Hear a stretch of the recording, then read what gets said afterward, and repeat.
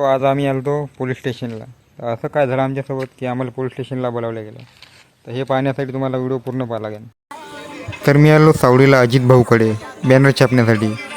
तर बॅनर छापायला टाकून दिलं आणि मला जायचं होतं पारवा पोलीस स्टेशन.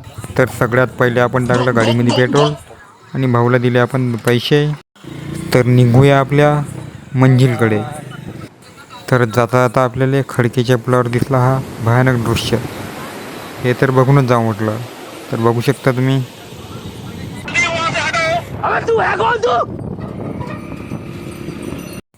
तर पोचलो आपण स्टेशनवर.